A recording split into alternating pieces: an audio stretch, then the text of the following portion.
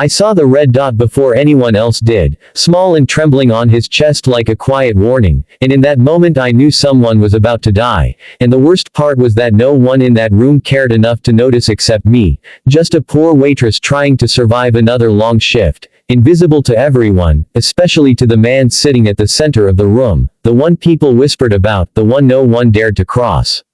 The restaurant was full that night, warm lights, soft music, the sound of glasses touching, but under it all there was tension, the kind that sits heavy in the air, and I had felt it from the moment he walked in, surrounded by men in dark suits, their eyes always moving, always watching, and he walked like he owned not just the room but the lives inside it, calm, controlled, untouchable.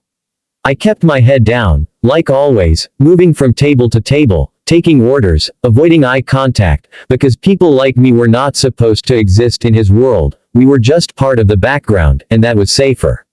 My name didn't matter to them, my story didn't matter, all they saw was a uniform and a tray, but inside I carried more than they could imagine, years of quiet struggle, of being overlooked, of swallowing words I wanted to say, and that night felt no different at first, just another shift, just another set of people who wouldn't remember me. But then I noticed him, really noticed him, the way everyone leaned slightly when he spoke, the way the manager himself came out to greet him, smiling too wide, too nervous, and I understood that he wasn't just important, he was feared, the kind of man who didn't ask for respect, he took it. I brought water to his table, my hands steady even though my heart was not, and for a brief second our eyes met, and I saw something there I didn't expect. Not kindness, not warmth, but something tired, something heavy, like a man who had built a life he could no longer step away from. I looked away quickly, placing the glass in front of him, and that's when I saw it, the red dot, faint at first, almost easy to miss, resting just above his heart. At first I thought it was a reflection, something from the lights, but it moved, just slightly, steady and precise, and something inside me froze, because I had seen that before, years ago, in a moment I never forgot, a moment that changed everything for me. My breath caught, but I didn't react, not yet, because reacting without thinking can get you killed, and I had learned that lesson the hard way.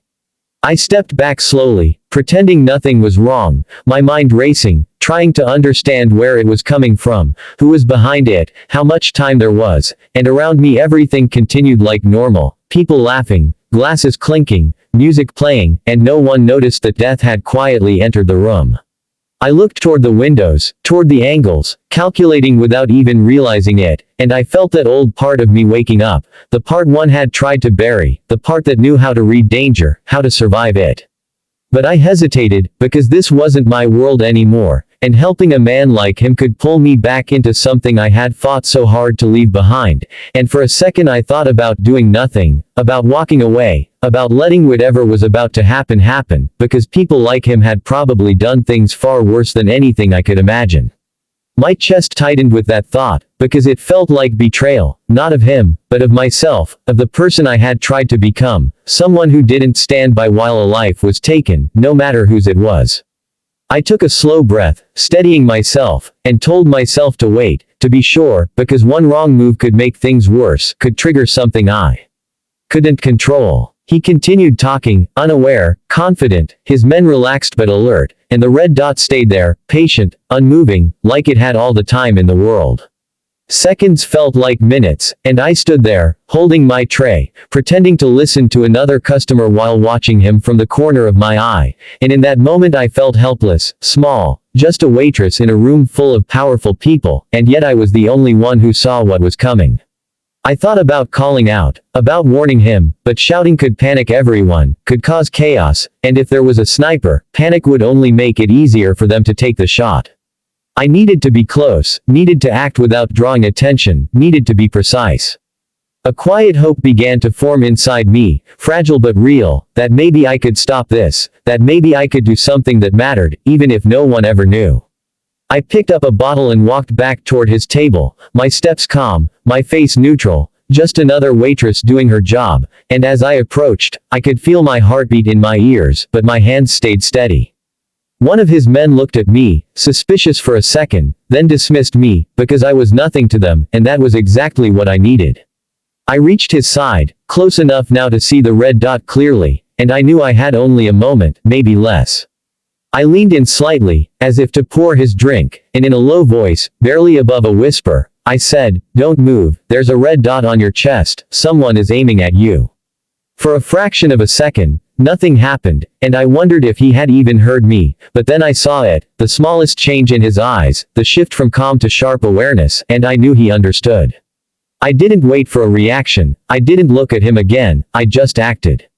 In one quick motion, I gripped his shoulder and pulled him sideways, harder than anyone would expect from someone like me, and at that exact moment, a sharp crack echoed through the room, louder than the music, louder than the voices, and glass shattered behind us.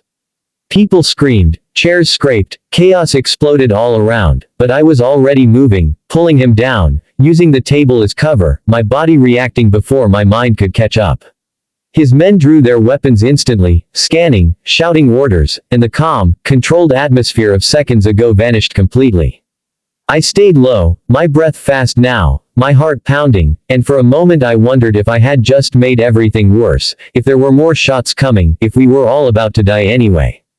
But the second shot never came. The room was in panic, people rushing, hiding, trying to get out, and the men around him moved quickly, forming a shield, pulling him to safety, and in the middle of it all, I found myself on the floor, still holding onto his sleeve, not even realizing I hadn't let go. He looked at me then, really looked at me, his expression no longer distant or arrogant, but something else, something closer to shock, to realization, and maybe even gratitude. Time seemed to slow for a moment, the noise fading into the background, and all I could see was that I was still alive, and so was he. They moved him quickly, escorting him out, and I was left behind, sitting there, trying to process what had just happened, my hands trembling now that it was over.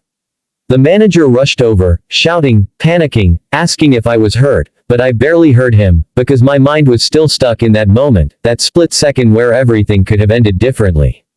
The police came later, questions were asked, statements taken, but no one could find the shooter, no one knew exactly where the shot had come from, and slowly, the night began to settle again, though nothing felt the same. I thought that would be the end of it, that I would go back to being invisible, that the man I saved would forget me as easily as he had ignored me before, and for a while, that's exactly what happened. Days passed, then a week, and life returned to its routine, the same tables, the same customers, the same quiet existence, but something inside me had changed, something I couldn't ignore.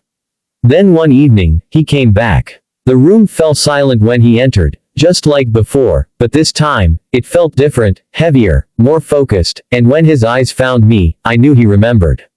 He sat at the same table, calm as ever, but when I approached, my hands slightly less steady than usual, he didn't look through me this time, he looked at me.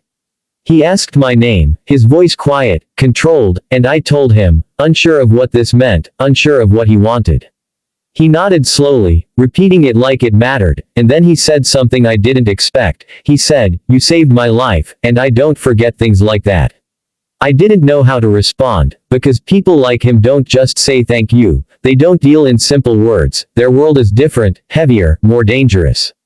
He placed an envelope on the table, sliding it toward me, and I knew without opening it that it held more money than I had ever seen, more than I could earn in years, and for a moment, I felt that old helplessness again, that feeling of being small in front of power, of being someone who takes what is given because they have no choice.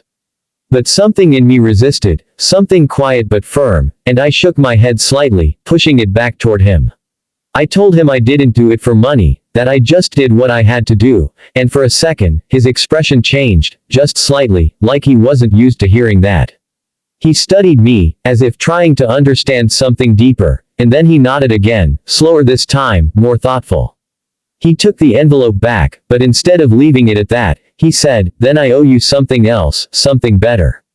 I didn't ask what he meant, because I wasn't sure I wanted to know, but over the next few days, things began to change in ways I couldn't have expected. The manager started treating me differently, with respect, almost fear, my shifts improved, my pay increased, and opportunities appeared where there had been none before.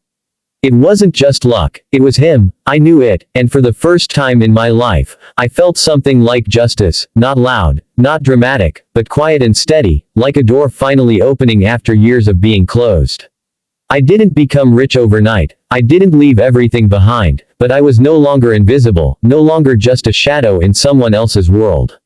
And sometimes, late at night, when the restaurant is quiet and the lights are dim, I think about that red dot, that small, trembling point that changed everything, and I realize that life doesn't always give you a warning, but when it does, it's up to you to decide what kind of person you want to be, the one who looks away, or the one who acts, even when no one is watching.